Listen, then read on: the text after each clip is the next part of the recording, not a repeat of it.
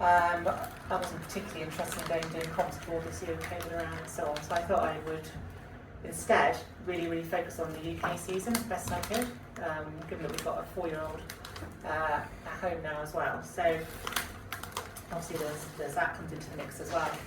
But I thought for many years now, for the last 10 years, I've committed a lot of time to doing comps.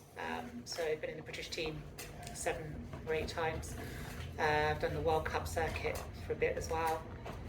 And obviously national comps, the British comps abroad as well. So typically doing 3-4 comps abroad. And if you put a Cat 1 comp into there, the Europeans of the World, which is a 2-week competition, well, more like 2.5 weeks by the time you've gone away as well. That's a lot of commitment to doing, using up a lot of leave and dragging extra days off of work and getting people to try and sponsor me a bit and so on and so forth. So with all that out the window really this year, I decided I would concentrate on the UK season and see what I could do with it. And use holiday days and flexi days and so on just to concentrate on going out on the really good days in the UK, because that is very much how it works in the UK. It's not a case of it's flyable 200 days a year. And to pick the days you want to go out, you really have to go out on the good days if you want to get something out of it. If you're trying to fly circuit flights or trying to fly big straight line distance, you've got to go out on the good days. So you've got to have a degree of flexibility, which fortunately I've got at the moment. I'm in an IT role where I purposely avoided going into a management role, so I don't have much in the way of meetings. I just code. I used to do some business analysis. I've got out of that as well, so pretty much get handed work now and just get on with it. So my boss is reasonably flexible that as long as I haven't got any sort of pressing deadlines in the next 2 or 3 days, he's happy for me to sort of. That what I tend to do is say, I might go out flying tomorrow, possibly. Or I might be at my desk, and there are days where he says, oh, you're still here. And it's like, yeah, the forecast has changed. It was a 5-star day, it's now a 1-star day. In the last 12 hours, it's changed that much, So, what I thought I'd do is talk through sort of 12 flights that I've done this year, and I have pretty much done 12 XCs this year, or attempted XCs. So I'm going to talk about the highs and the lows. I'm not just going to brag about the really good flights. I want to talk about the flights where it didn't work out, because those are just as valuable in terms of the sort of instruction and educating people as to what you're up to. It's not all a case of, I scored 1,000 points in the league and it was dead easy, because it wasn't dead easy. There's a lot of commitment involved to achieve that, and there are days that just don't work out. So yeah, very much going to talk about the successes and the failures. And the other big thing that sort of played this year was flying as a team. So very much flying as a team on the ground in terms of preparation, discussion, which site to go to. If we do go there, what type of flight we're going to fly. Are we going to try and do a circuit, or we're going to do downwind, or we might do a circuit but we need a backup of a downwind flight, a downwind goal. So a lot of discussion around that. Sometimes some ridiculous amount of discussion about which actual site to go to. Because again, this year I was very much going to try and focus on going to the best site to get the best flight for the day. Even if that meant travelling, getting up at 5:30 in the morning and travelling for 4 or 5 hours to get to a site. That's what I decided I was going to try and do. So because of that, it meant actually there was quite a lot of site options. It wasn't a case of, is it flyable at Coombe Gibbet, which is my local site today, which is 45 minutes away. It's like, it's flyable, it's a westerly today, so we could go to Froster, we could go to the Elan Valley, we could go to the Morvens, we could go to Westbury. There's all these different site options when you're suddenly just deciding that you will travel those larger distances. So there's a lot of discussion in a small group about what we're going to do on the day. So this year I was flying with Idris Birch, who was back in the UK, having ditched his flying out in South Korea for Jin as a test pilot. He was back in the UK. He thought he was only going to be back for a couple of months, but in the end he decided to hang around and do some UK flying while he had a bit of a sort of convalesce, really, I think, from his time out in South Korea. He was out there for 7 years. Alex Coleman, who's a long-time UK XC pilot, he's won the league before, he's been British champion before. He's been flying a very long time, he's been flying sort of 30 odd years as well, so wealth of experience there. And then joined with some more sort of more recent but very good pilots. Wes Murch, who's an Avon pilot, and Joe Dart and his brother Laurie Lawson, who again both all based out in the sort of the Avon area as well. So that was the kind of core team, and then other people joining and other people coming to discussion as well. But that was a kind of little sort of tight knit team that we had going. So where do you discuss? Do you discuss on Telegram? Telegram, or do you? Yeah, Telegram, on the phone. Yeah, so sometimes even on the phone. Sometimes you're on the phone when you're driving to the site, because again, if you're going to go a certain distance, you might decide as you're driving out that actually, you know, the conditions are coming in quicker from the west. Let's not go that far out to the west. Let's actually go closer. So we were going out and flying a cycle to the Eland Valley this year a few times, and there was a couple of times where we didn't fly from there because actually we binned it and went to the Malverns instead, for example, because both sites are taking essentially a westerly flow. But with the weather coming in from the west, we decided not to go that far west to start further to the east. And sometimes that can work really well because as you've got weather coming in, sometimes that can create quite a lot of updraft essentially. So as the front comes in, you can sometimes run ahead of the front. It's a bit like a wave coming in.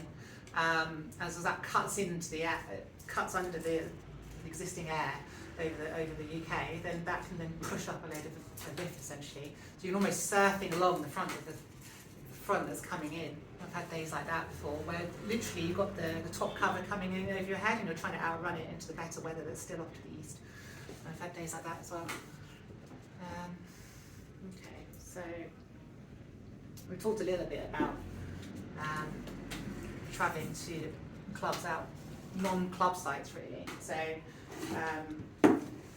historically, I've tended to, well, so when I first got into doing UK flexi flying, I'll be flying from my local sites, which would be the likes of Coombe sometimes further out to Westbury, Milk Hill, all that kind of area. I'm based west of London, between London and Reading, basically. So I can get out to those sites in sort of about an hour, just under an hour, just over an hour. And they're good sites in themselves. I mean, Coombe you can fly down to the coast. A bit more issues now with airspace, but essentially you can still do it. You can get down and quite happily do sort of 90k, 100k, 120k, 130k type distances without too much problem. Once you've got some experience. Milk Hill is actually an incredibly good hill for doing distance. I mean, you can fly not quite 300 kilometres from there, not that anyone has, but you can certainly fly well over 200 kilometres from Milk Hill, which I've done a few times. So I have got sites that are pretty local, that work pretty well for distance flying, and for circuit flying as well, for triangles. But yeah, so I decided this year that to actually try and max what we were doing, or to travel further afield. So, and I suppose the kind of star of the show really this year has turned out to be the Worcestershire Beacon, which is on the Malvern Hills. I guess people are reasonably familiar with that part of the world. Just before the Welsh border, really. You've got the Malverns which stick up out of the flats of that area, and historically we've tended to fly there in an easterly from a part of the ridge called Kettlesings, because although the ridge is quite long and there's potentially lots of places to launch along there, historically sort of our rights through the club to fly other parts of that hill have been restricted for a long time. The top of the highest part of the hill, called the Worcestershire Beacon, was a sort of members only, very much a members only type site, going back sort of 10 years ago. And so that part of the hill hadn't been explored as much. It was typically, it's easterly today, we'll go to the Malverns, we'll go to Kettlesings. Because the Kettlesings launch, to take off from there in the westerly, it's quite shallow. So always like a kind of spine back hill. You can fly up on the westerly and on the easterly. The easterly has a much larger top to bottom down towards the town, so that was the side we tended to fly on. We did have, I remember once years ago, we did actually launch off the west side of Kettlesings and get away, but it's much more tricky to do that. But the, let me just bring up on the map actually. So, this is the Malverns here. It's not showing on the screen. Right, maybe because that's presenting, maybe. There we go. Mm-hmm. There we are. Yeah. So this is the Morven's Hills here. Obviously going into Wales, Abergavenny, South Wales. So here you've got the well-known sites of Lorange and Harrogate and so on. Morven's is stuck out over here. Reasonably sort of within its vicinity, pretty good for airspace. Obviously you're going up here, going to Birmingham. It's not too bad at all. Yeah, and this highest part up here is now sort of, we've got agreements that as long as you're a member of the member of the club, you can go and fly there. So a lot more people are flying there now, and it's got a much better westerly takeoff-ish. You can almost take off in a northwesterly and in a northeasterly, definitely an easterly, and a southeasterly, kind of in a southwesterly, especially if the winds are light. So apart from probably in a very light wind, even in a southerly, to be honest. But we don't tend to fly that direction because you're just getting pushed straight up in towards Birmingham. So that's turned out to be a very, very good site, both when it's breezy, you can get off from there even, and obviously for light winds between circuits, it's just turned out to be a brilliant, brilliant site. Now that it's been explored a lot more. And in fact, we're doing some stuff this year where I have to sort of give the honours to Idris really, because his dad lives at the bottom of the Morven Hills, or up the side of it actually. So him being there this year, not working and just being able to fly, he's just up there all the time, and really started to understand the potential of that top there to fly from. And in fact, what we're sometimes doing, even if you've got a weak westerly flow, you'd actually take off from the westerly side, fly over the top of virtually no height onto the easterly side where there's a much bigger drop off, and essentially you're gaining yourself sort of 200 feet out over the town to search for climbs. And in a light wind day, it doesn't really matter. Once you're off and you're over there and you're still hunting for climbs. So it has really proven to be a really good place to fly. And some of the flights that I've done this year, good flights I've done this year, have been from there. No. I'll just leave it on here actually, because he's just switched between different tabs. Side decisions, where we talked a bit about, let's just stay on clubs on travel for a minute. So come on to a couple of flights I did this year from the Elan Valley.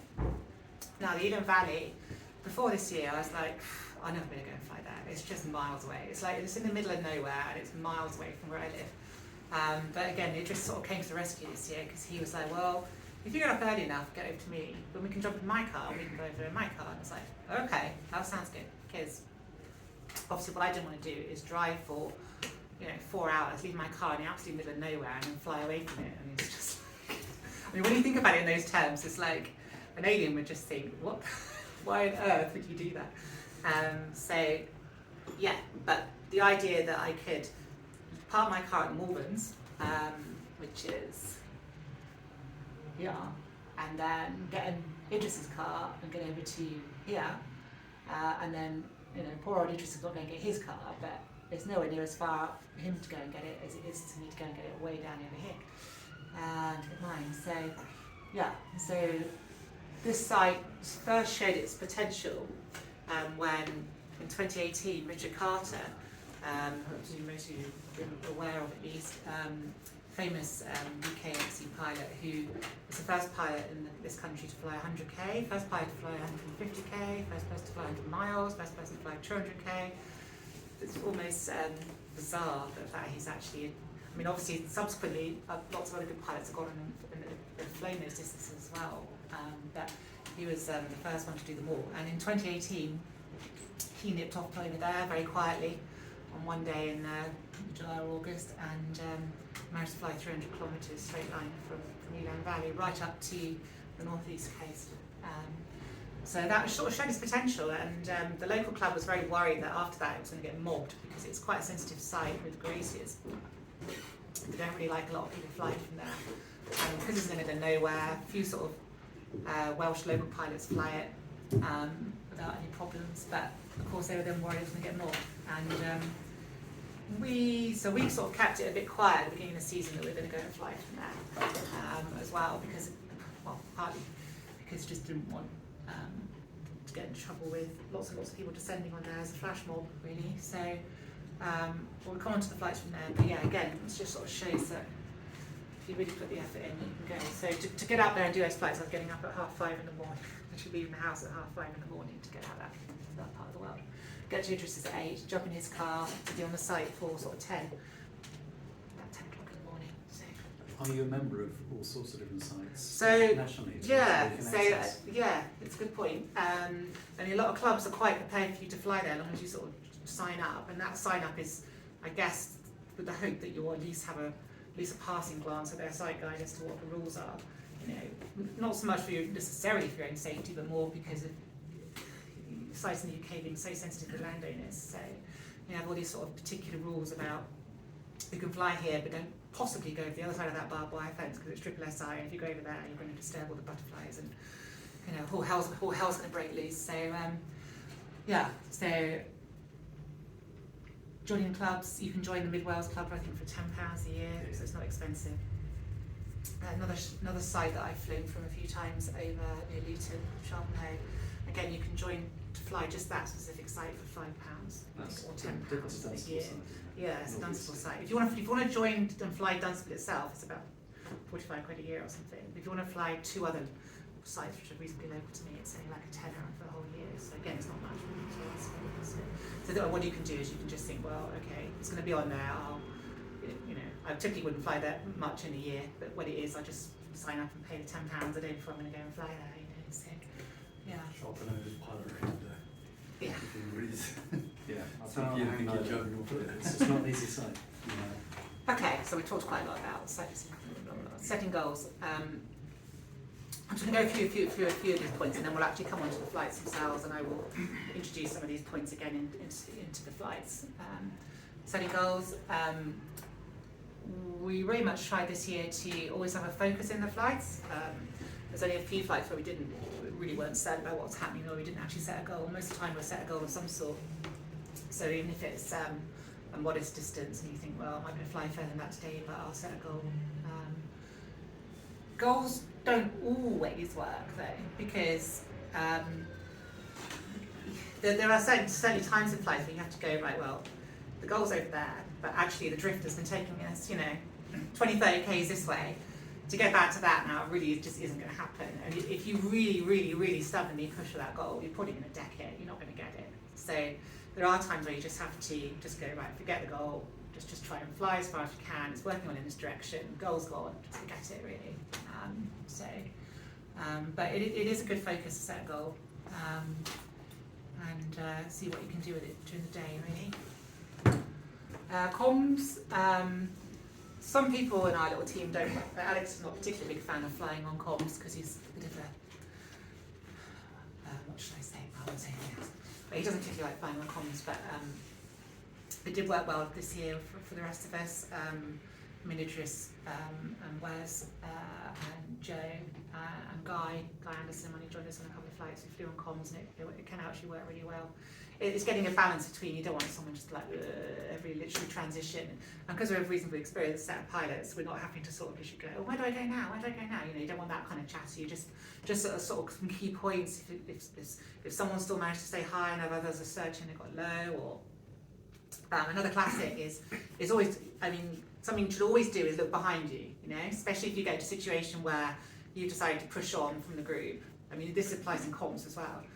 So if you are the one that decides to push on, you need to look back over your shoulder, because the idea, you can really get focused then on, I'm going to find a client, but actually what's happened is the group has stayed back, and they've actually, what felt like a climb that wasn't happening, whatever, has materialised, and they're now pinging out behind you. So there's a couple of times on flights this year where literally someone will come on the radio and go, Kirsty, come back here, because the flight, this is kicked off behind us now, this climb's now working. So the comms is useful. I think it is anyway. Okay. So Did that always work out for you, going back for a climb? Because there's sort of an unstated rule, don't go back into air that you've been. Yeah, a mixture really. I certainly think there's a case, come on to that in a sec, but something else that ties into that is the whole thing of, I'm quite an impatient pilot, always have been, and for UK XC flying, I really have to rein that in. On a really classic days, you can just go for it. But a lot of UK XC flying, you've really got to be patient. And I still struggle with it to this day. I mean, there are some pilots like Graham Still, for example, again, very, very experienced UK pilot. He'll just go around in nothing. He'll go around in nothing for like 20 minutes if he has to. And he does pull out some amazing flights flying that way in the UK. But he's not a particularly fast pilot. Other end of the spectrum would be a pilot like Mark Watts, again, extremely experienced pilot, and he just flies at 5th gear all the time, And there'll be big days when he does deck it because he just can't rein it in really. He can, of course, he can to a degree, but he's typically flying at the other end of the spectrum in terms of sort of speed, and he'll find something. He'll get low if he has to. The late Wayne Seeley was again another pilot like that. Interestingly, because he used to fly with Graham all the time. I used to call him a bit like Laurel and Hardy, because Graham would always be, and like, Wayne would be like whizzing along low down, getting low saves, getting back up. Graham would just be like, it's a bit sort of tortoise and hare type scenario. It's just very interesting. They work so well together, and yet really quite different flying styles in some respects. So yeah, I think now with the higher performance gliders, even lower rated gliders have got also a lot more performance than lower rated gliders of 10, 15 years ago. Especially in the UK, you've got much more time to just wait. The sink rate is that much better now. You haven't got a thing like, oh, there's nothing here, I've got to carry on. You can keep waiting in the weak stuff and just working and working and working. And there are days when you're literally kind of getting the top of the bubble, but it's not really kicked off, and you're just waiting and waiting and waiting, and then someone will trigger it and up you go, or it'll bump into another thermal or whatever. So there's definitely something to be said for waiting. There's definitely something to be said for going back upwind even a short distance sometimes. That's something I remember reading Bruce Goldsmith talking about that years ago, about how often pushing back upwind from a climb. So typically you might get a bubble that's tripped off from somewhere, and actually that's not the strongest bubble, and there's something upwind that's even better. The real climb's upwind, So you're working this piece of rubbish here, drifting downwind, and actually once you get enough height, often it's worth pushing back upwind then to get into a better, more solid climb that's upwind of where you are.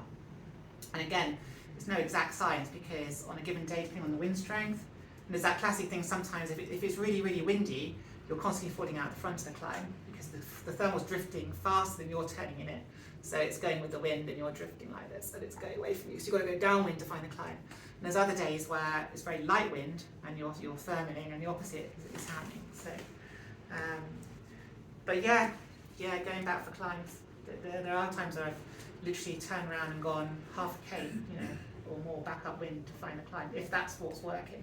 If what you've got is nothing, even from relatively low down, if I'm quite convinced that what's upwind is working an awful lot better, I'll go back upwind for it. Yeah, definitely. Yes, we talked a bit about flying fast and slow. So on really, really good days in the UK, and I'll get onto a flight later, where we did a circuit flight and we did it really, really fast. And it was a very classic day. So you don't have to assume that flying in the UK is all about mincing along in weak climbs. On the really good days, you can get some speed up. You can get on the bar. You can fly it like a comp task, really. So once you've got experience flying in comps, you realise there are days where you can fly it like a comp task. You haven't got to just go around, take every climb to base, drift downwind, take the next one to base, because it's a very, very slow way of flying. And as you're learning, that's a very good way to fly, to keep staying in the air and get experience. But there are days when you just know that you can just get up to 2/3 to base and go, because there's another cloud, go to the next cloud, and off and around you go. So it's not all about flying slowly. What kind of thermal day is it today? The last flight I did this year, it just came on the radio and was very much of the opinion, and he was right, that it was a day where the climbs are on the sunny side of clouds, and sunny side sometimes works. When you read sort of textbook stuff about textbook flying, they'll say, oh, the climb's always on this side, and it's not like that. It's never like that, especially in the UK. It's never like that. Every day is like subtly different, every single day. And what's something that's very, very useful is that the first few climbs of the day, and if they're the climbs on the hill, not the low down climbs, but you're up and you're waiting to go away, and every climb you're taking, you're working out how that climb is behaving. Was I typically falling out the front of it? Was it was the core the strongest part of the climb out to the west each time? Was it out to the north? You know, all that kind of stuff. And because typically, although it will change during the day, that will apply most of the day, actually. On a really, really long flight, yeah, you're going into different air masses, so things will tend to shift around a bit. But typically, that would then apply for most of the day. The funds are always off to the west today, so every time I'm climbing up, I find that I drift off to the west and I get into stronger. That's definitely something to be aware of. And what I just touched on as well is how it can change the day there as well, conversely to what I've just said. More in terms of big changes in conditions, which sounds ridiculous to say you wouldn't notice a big change in conditions, but it does catch you out where you've been up, it's been very, very good strong conditions, you're booting along, proper sort of thermal glide, you know, on bar, get low, get the next climb on bar, off it goes. And then actually, what you haven't been aware of is that actually there's top cover coming in now, conditions are really starting to change, and you're still flying in that mode. You're still flying in the mode of 5-star day, and actually it's rapidly turning into like a 3-star day. And that's when you need to rein it back in, slow down, start to take your time, especially towards the end of the day. That's a classic of that, where, especially on a long good day in the summer, where you might be flying till quite late, sort of 6, 7, maybe even 8 o'clock in the evening, where towards the end of the day it's turning into a much different type of day, essentially, because the sun's going, and you need to change gears. Something that I've been sort of quite aware of this year is, and it comes on to what we were talking about before we started, really, about accidents, really, and the whole sort of thing about tenacity with flying, when to, you know, and how you can get into when to be stubborn and when not to be stubborn, and when to give up being stubborn, and all that kind of type of your flying. It's really, really difficult. It's even more difficult in competitions, but when you're sort of doing more competitive UK flying, you're trying to sort of fly a big distance or trying to complete a circuit or whatever it might be, then it can be very easy to just, the red mist come down. I am not going to land today. I will keep finding climbs, even when you're down to sort of like telegraph pole height, you know. And people do get climbs at that level. I know Idris a few times this year was down to ridiculously low heights, and he said he was being stubborn, and that's what got him back up. And pretty much every big flight that happens, people very rare to stay high for the entirety of a big long flight. There will be points, maybe 1, maybe 2, maybe 3, maybe 4, where you'll get low. And if you're doing downwind distance flying on a really good classic day, you've probably gone out because actually it's a good thermal forecast, but it's also probably quite windy as well, because obviously that wind is going to make you go down wind faster and cover ground faster. But equally, it means when you get down low, it's got potential, especially if it's a thermic day as well, that the thermals will be more chopped up in the wind. And you're there trying to work stuff, trying to stay up. And it's that kind of thing about at what point do you say, right, enough's enough, I need to go and land now. You know, at what point do you say, no, I'm going to keep trying, I'm going to keep trying. And I don't know how to answer that. I still don't know after 20 years of flying how best to answer that question. But it's an important one, because it can be the difference between, I've doing 200k today, I'm in hospital today. You know, it literally could be that difference, really.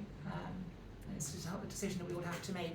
And different pilots have very different risk level, you know, levels of risk they're prepared to take, or perceived level of risk that they think that they're flying in. I mean, I know pilots who won't even leave a hill unless they think it's absolutely 5-star, which is fine. Yeah, there's no reason why everyone should do their own thing and do what they're comfortable with. Okay. Last bit before we dive into the flights themselves, because I've been chatting quite a while already. Ground sources. Ties in what I've just been talking about getting low, really. There's an awful lot to learn about what works in terms of ground sources when you get low and what to look for.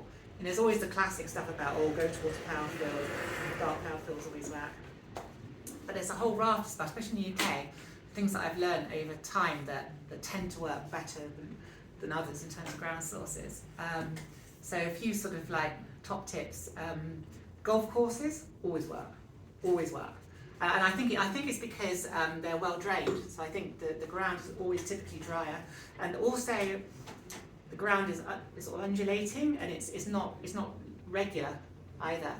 So I think that tends to. I think that's another reason why they tend to work. But if you're getting low and you see a golf course, go to the golf course. And it won't necessarily be at the golf course, but within the vicinity of that golf course, you can always guarantee that if there's going to be a thermal anywhere when you're low, that will be near a golf course. So they're always good. They're always a good bet. Another one is Sorry, yeah. I didn't get exactly. You mean that a golf course is a good thermal source? Yes. Ah, okay. Yeah, they are. They really, really are. I sort of tend to make these days. I tend to make a mental note of things that seem to be working. And over the last 5-6 years, then. golf courses. You're a member of all these clubs, just Yeah. in case you have to land. Well, I mean, flying from Milk Hill, one of my local sites, downwind of there's either side of Marlborough, there's 2 golf courses. The Althorn St George one always, and it's on a ridge as well. There's a ridge next to it, and that's always works. Yeah. Always works. Yeah. I mean, if you're stupidly low and you get in there and you can't actually find it, then maybe not. But those work well. When you say stupid low, what is it? Sorry? When you say stupid low, how low? Oh, stupid low. I mean, stupid low. 150? Twice the height of this room type low. Quick stand. Maybe a little bit, maybe 3 times the height of this room. Wow. Yeah. You find saves here. Yeah. I've a couple of years ago flying from Coombe actually, down south of Andover, going towards into the Test Valley, which is a notoriously bad area actually to find climbs. It's all sort of wet and not very good.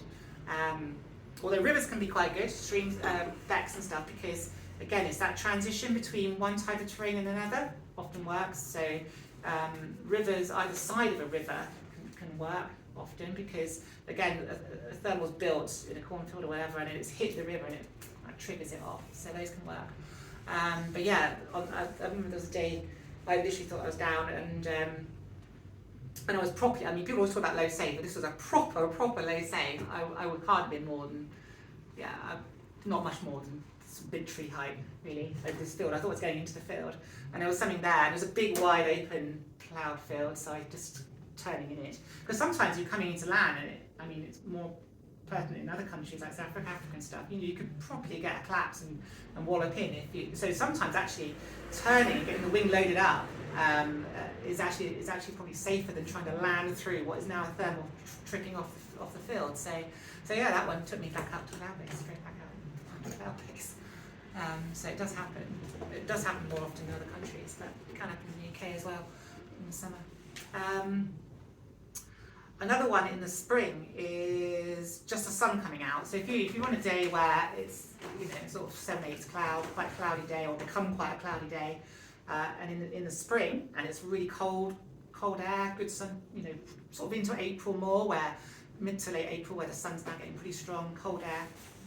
As soon as there comes any sun on the ground when you're low, that will trigger a thermal in spring. Less so in the summer, but in the spring it will definitely be always, and it will happen within a minute of the sun hitting the ground. So if you head over to those areas where the sun suddenly pops out, it doesn't, not sun this big, but a reasonable area, then it will trigger. So that's another good source. Another good one in the spring again is oilseed rape fields, the yellow oilseed rape fields. Very, very good thermal sources. Again, I don't really know why, but they always work. And giving all my top tips away now. And then the final one I've noticed, and this is a really weird one, is electricity pylons, and particularly the wires. The big ones, the big high tension lines. You get thermals near those. And again, I think it's because a thermal's built and it hits. I don't know if it's not like a force field as such, but I think something happens with all those wires where it triggers it. And I don't know if it's the actual electricity or it's probably just the static. turbulence of you just hitting it and it just tripping it up. I think so. So and obviously you don't want to be doing that low.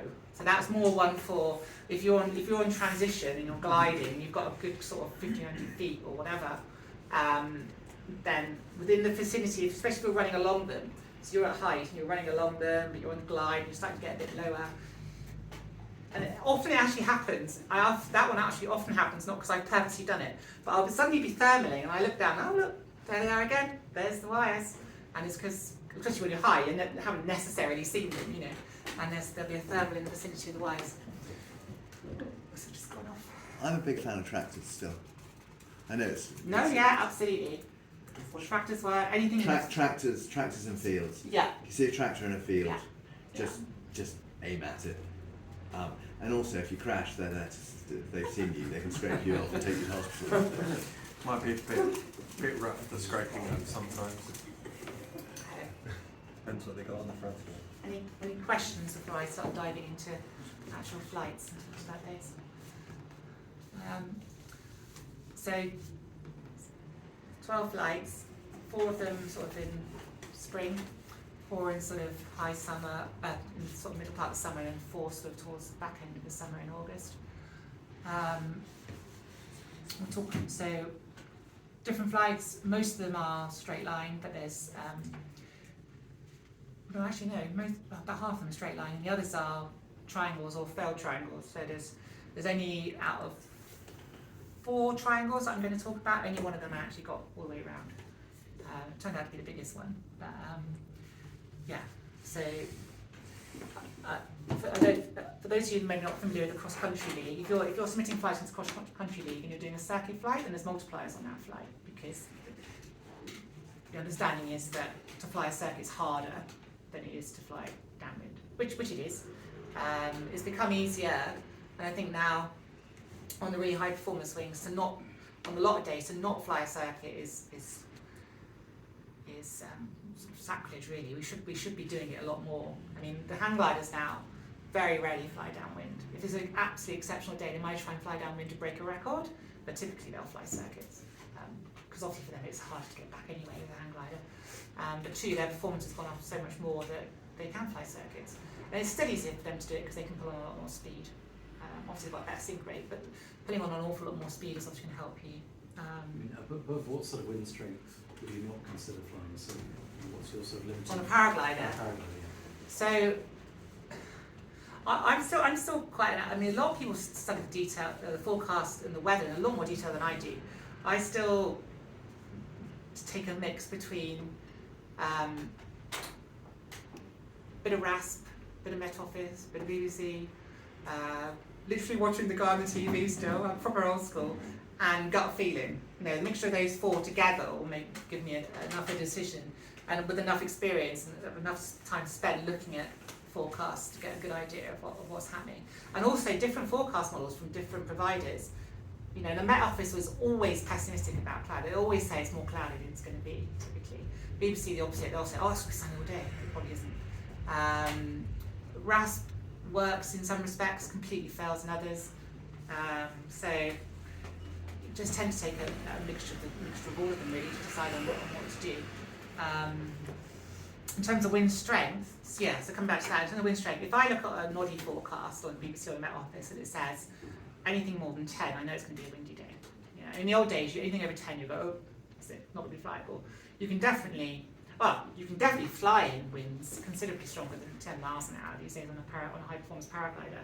It's getting it off the ground, that's the issue, especially on a high performance wing. So you're speaking always miles, right? Say again? You're speaking miles per hour. I am speaking miles per hour, yes, sorry, proper old school, yeah. So anything more than 10 miles an hour. If it's saying 11 or 12, I'd probably be okay. I feel it's okay. If I think it's a really, really good day, definitely worth a punt. If it's getting into sort of 30, 40 mile an hour on Met Office, then it's howling, really. So, Towing. yeah, yeah. So, yeah. Okay, so let's have a look at this flight here. So this is a flight. This is the first flight I did this year. This flight was done the day before the cross country league, the UK cross country league opened. So it didn't count in terms of points, but it didn't really matter because it was just a beautiful flight anyway. And this was taking off at the Malverns, Worcestershire Beacon. And I'd never actually, until this year, actually launched from up there, which says it's crazy to think that now. I've done so many flights from there, but I've never actually flown from up the top of there. I've flown from the Malverns, from Cattle Sings, the lower launch, but not from up there. Got up there on an easterly forecast, and our little group was up there. Idris was already up there and in the air. Because he lives there, living there this year, so he was already up and was kind of sort of 10:30 in the morning up there waiting for us to take off, get ready and take off. And you can see from, so that was on the walk up, looking back into Wales, across to just like Magic or Sugarloaf, and then there's this like looking across the Hay Bluff over here. So you can see as I was walking up, the visibility was improving, which is always a good sign. The pace is going up and the vis is getting better and better. And oh, there you go, 10:47 a.m. Yeah, so that's on the way up, and base just went up and up and up that day. It took a little while to get away from the hill that day for some reason. I mean, there are days when you just take off and ping out and away you go. That day was, we were hanging around on the hill for a good sort of 20 minutes, half an hour I think, before we got into a really, really good one and got away. I didn't have a goal set that day, I don't know if Idris did. But we got away in a group of 4, 5, I think. Idris' dad was with us as well.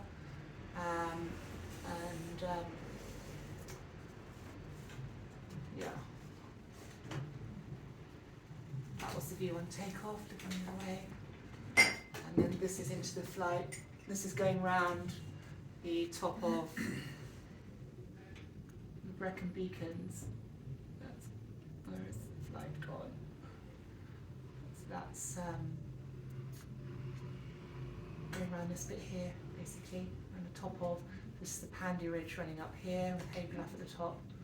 So this is running around. That's looking back at Hay Bluff. That's Hay Bluff Hills.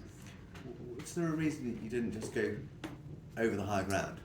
Yeah, because I know a couple of we people did try didn't and need fail. to that day. There was good clouds, basically. Right. It was a good cloud. It was good. It was probably, well, as you can see there, certainly the early part of the flight, it was sort of 2/8 sort of cloud, 3/8 cloud, and it was good stuff. We could have done, and we came over this sort of area here actually. I think we came over this ridge into this valley and then just worked our way up and came around. And we kind of half thought about it further because we've got Penna vans over in this area here.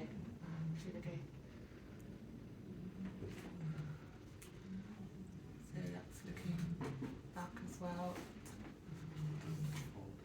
Penna vans more over this way. So we did think about it, but we didn't really need to, really, on that day. And cloud base in the end went out to 7,000 feet, I think, so it was an exceptionally good day for the UK. We were getting up to 6.5 and still not at base sort of 2/3 of the way into that flight. So it was very good for the UK really. Using sort of on an average day in the UK, 2.5, 3, 4, 4.5. On average it's sort of 4.5 in the UK really most of the time. A good day in the UK is sort of 5.5 to 6.5, so it was a really good day. Worked as a team most of the flight, and then we had, in a way, it was quite a straightforward flight. Pretty much textbook sort of conditions, thermal-wise. Early in the season, Idris was flying an old gin Bonanza because he was waiting to, as soon as he's left gin, he was able to sort of jump ship and start flying other manufacturers' wings. So he was waiting for an Enzo 3, and in the interim was flying an old gin Bonanza, which wasn't really doing him justice to the beginning of the season, to be honest. And that's good to talk about briefly. Being on a high performance wing does make a difference. The idea that it's all just pilot is utter rubbish, because, and that was really evidenced on the first 2 or 3 flights that I did with Idris, because I was just on above him the whole time, really. And that's not because I was a better pilot, it's because I was on a much higher performance wing, really. There was times where he got up and every transition he was losing out, really. So, and if you're losing out, and this happens in comps all the time, but if you're losing out in transition, it just means the person ahead just stays higher, gets into the next climb in the best part of that climb, and it's just you're just losing out all the time, really. So yeah, he definitely struggled. And then more towards the middle of the season, he jumped on the Enzo 3, and then I was just constantly staring at him, really. When you talk about flying well as a team, Yeah. how does that manifest itself? How do you actually fly better? Yeah. So you try. It doesn't always.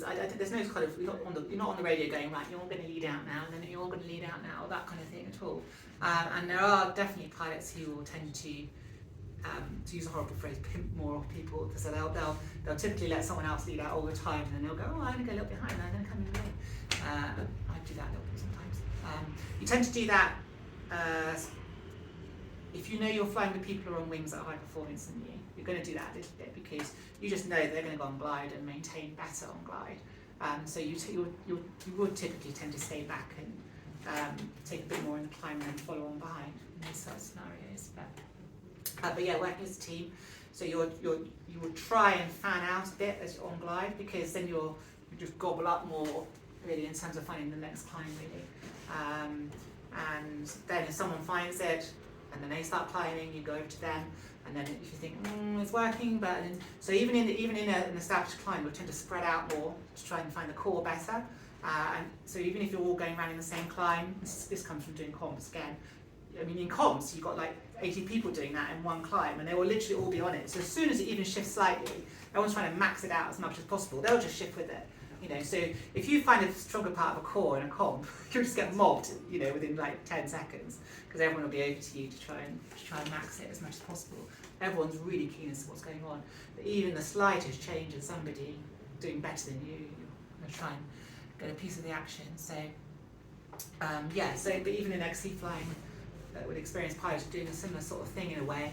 It's almost a bit like a comp, a little mini comp. You're all trying to sort of maximise it, but on XC flying, there's less of a competition going on, so you can all sort of help each other out in that regard. What wing are you flying? So I'm flying a Zeno at the moment. I've been flying that for the last 4 years, since the beginning of 2018, and before that from 2011 through to 2018, so for 7 years I was flying open class and CCC wings. So I flew an R11, I flew an Enzo 1 and Enzo 2, so top level wings. Are you not tempted to go to an Enzo 3 along with the rest of the world? Well, Enzo 4 will be out, I think, next year along with the Zeno 2, so I don't think so. I think my sort of high level sort of comp days are probably behind me really. I've been there, done that, survived, so I think it's probably enough. So, and interestingly, getting onto the Zeno, I absolutely love the Zeno, because another good indicator of how wing will behave in the air is how it behaves on the ground, oddly enough.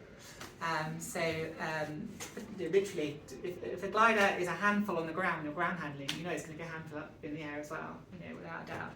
And getting onto the Zeno is just a bit more compact than the Enzos. Going back to the R11, interestingly, which we had all the issues with, the issues sort of were there because it had a lot of rigidity in it. So the R11 was big, long. I'm jumping out of XC now, talking about comps, but the R11 is big, long span, a lot of rigidity built into the wing. Very much a wing of two halves. It was sort of the early days of the two-liner. So it's almost like if you imagine like a hinge, really. Yeah. So you've got the A lines and the B lines, like a hinge. And the issue with that glider is that, and you notice this even now on the high performance wings. If when you lay out your wing like this, if the trailing edge of the wing goes under like that, you can't launch the wing. You've noticed that now on the wings, really. If it goes into this configuration because your trailing edge has gone under and sort of been blown, then you can't